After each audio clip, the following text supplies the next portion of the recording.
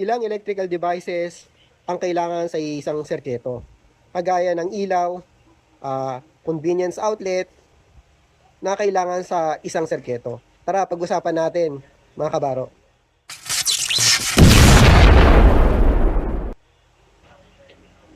Marami sa ating mga electrical practitioner yung nag-i-install ng mga electrical devices pero hindi nila alam kung gaano karami o bakit ganun kadami ang dapat ini-install o kinakabit sa isang electrical circuit. Halimbawa, merong isang sirketo ng ilaw. Ang circuit breaker niya na kadalasan na ginagamit natin ay 15 ampere. Pagkatapos, yung conductor ay 2.0 or 14 AWG. Ngayon, ilan ba dapat ang ilaw na ikakabit natin dyan o install natin dyan sa sirketo na yan? No? Yan, pag-usapan natin yan, Gar. Una, ang factors na kailangan sa pag-install ng mga electrical devices, yung tinatawag na maximum continuous load o current capacity. Una yun ha. Pangalawa, yung accessibility. Okay, ano yun? Yung maximum continuous load na sinasabi ko, ito yung kailangan hindi lalampas ng 80% yung current na dadaloy sa kanya sa loob ng 3 oras o higit pa sa 3 oras.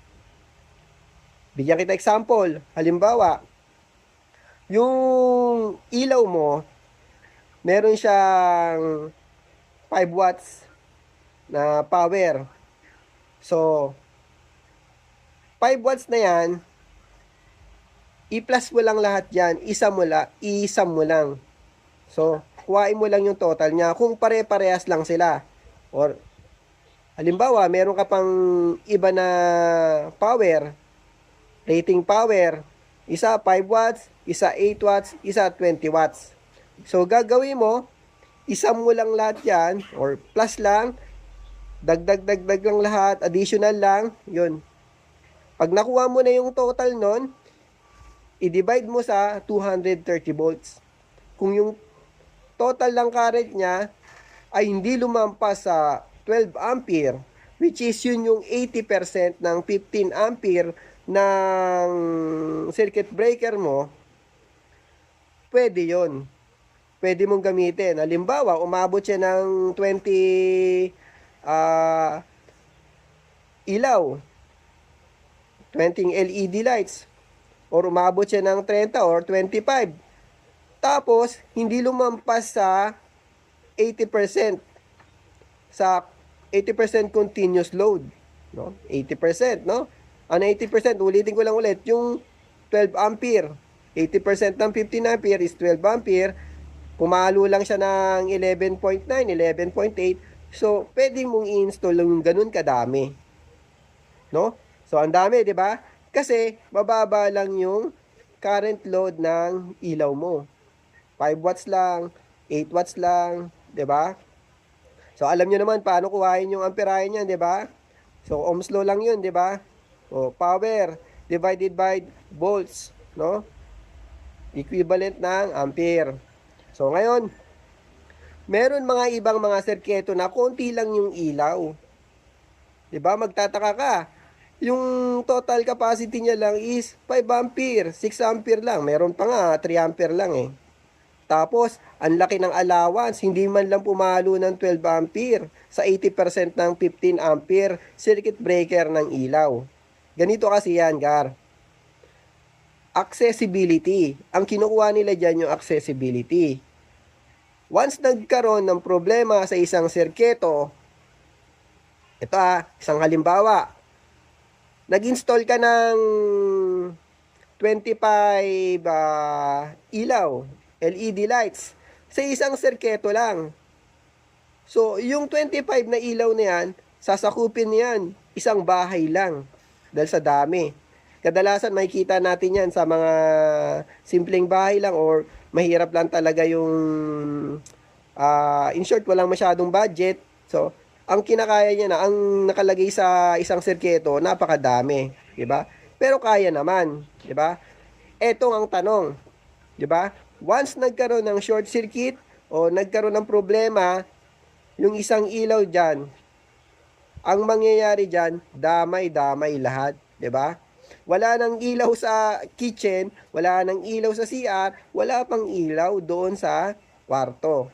Yun na magiging problema dyan kapag ginawa mo ay isang sirketo lang sa napakadaming ilaw. Ha? Unless na lang kung ikaw ay yayamanin, yung ilaw mo sa loob ng isang kwarto ay 25, napakarami, 'di ba? So, ang punto ko diyan is yung tinatawag na accessibility. No? Magkaroon ng problema, hindi madadamay yung sa may kwarto, hindi madadami yung sa CR. So, pwede mong patayin yung circuit breaker or pwede mong ayusin yung isang part lang ng sirketo. Kapag hinati-hati mo yung ilaw o yung sirketo ng 25 pieces na LED lights. Let's say, ginawa mong ano yan, tatlong sirketo o dalawang sirketo. Magkaroon ng short circuit yung isa, hindi madadamay yung another na sirketo, yung 12 pieces na LED lights. So, yun yung punto doon, yung accessibilities. Bukod sa tinatawag na maximum continuous load na 80%, no? So, yun yung tatandaan natin. So, yung sumunod naman sa atin, yung convenience outlet. Actually, ganun din yun. Ilan ba dapat ang ikakabit natin o install natin na convenience outlet sa isang sirketo? Let's say, sabihin natin, hindi mo alam kung ano yung isasaksak dyan. So, malalaman natin yan. Kung ano ang size ng circuit breaker, ano yung size ng conductor mo, so matik yan, malalaman mo na kung ano yung isasaksak dyan. 'Di ba? Let's say sabihin natin 20 ampere yung circuit breaker mo, tapos yung wire mo ay nasa 3.5 or number 12 AWG. So ang current capacity niyan, continuous sa maximum continuous load ay nasa 16 ampere. Kasi ang 80% ng 20 ampere circuit breaker ay 16 ampere. Sa madaling salita, hindi dapat lalampas ng 16 ampere ang total load current ng isang sirketo. Bakit? Para hindi mag-overheat, para hindi mag-overloading. Yan yung iba pang dahilan kung bakit ganun. No? So, yun. At saka yung tinatawag natin na accessibility o accessible, no? Let's say sabihin natin na nag-install ka ng 15 pieces na convenience outlet sa isang bahay. Ang nilagay mo lang ay isang circuit breaker. So, isang sirketo lang yon. Ang problema, ganito. Dahil hindi mo siya hinati, nagkaroon ng troubleshoot yung isang convenience outlet. Nagkaroon ng sira. Kaya ngayon, nagkaroon ng short circuit.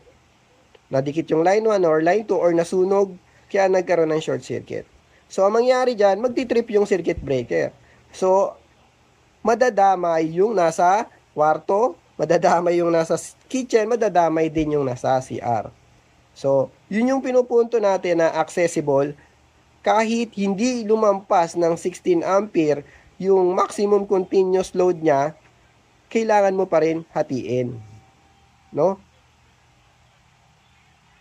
Pero marami sa atin na dahil sa hirap ng buhay or walang budget, so ang gusto lang nila, magkaroon lang sila ng kahit protection sa electrical system, ginagawa nila isang sirketo lang kahit madami na yung convenience outlet o yung saksakan. So, okay naman yun. Yun lang yung kaya ng budget eh. Pero kung gagawa ka ng design or ng plano, so dapat hahatiin mo yan. No? Hindi lang dahil sa maximum continuous load niya, kundi yung accessibility o accessible niya. No? So, alam niyo naman kung paano kumuha ng current total current ng outlet, no? Sa Philippine Electrical Code, since hindi natin alam kung ano yung total current o yung current na isasaksak natin doon sa convenience outlet, di natin alam kung ilang amperahe. So, ganito lang yan. Ayon sa Philippine Electrical Code, yung isang outlet, equivalent yan ng 180 volt ampere o watts or 180 watts. So, gawin natin, let's say sabihin natin meron kang 5 outlet. So, yung 180 volt ampere na yan o 180 watts, additional mo lang yan, idagdag mo lahat, kung I mean total, 180 times 5. Or plus mo, pagpa-plus mo lang yan, addition lang. So, pag nakuha mo yung total na yun, divide mo lang sa 230 volts. So, yun yung Ohm's law ha, di ba? Power over volts equals ampere. So, pag nakuha mo na yung ampere, so mapagkukumpara mo na kung papasok siya doon sa may maximum continuous load niya na 16 ampere ng circuit breaker. So, pag pumasok siya doon, pwede pa yon. Let's say sabihin natin 15 ampere yung total. Pwede pa yon. Pumalo siya ng 15.5, 15.8, 15.9. Pwede pa yon. Pero pag lumampas ng 16 ampere, naging 16.1, 16.3, hindi na po pwede yon. Gagawin mo, magpapalit ka na ng circuit breaker o saka ng conductor. So, doon pumapasok yung special purpose outlet. No? Doon pumapasok yung mga matataas na load. Kagaya ng range, kagaya ng washing machine, kagaya ng mga heater. No? Nagkakaroon sila ng sariling serkito. No? So, yun lang mga kabaro. Sana may natutunan kayo kung paano mag-install at kung ilan lang dapat na electrical devices ang dapat i-install sa isang serkito.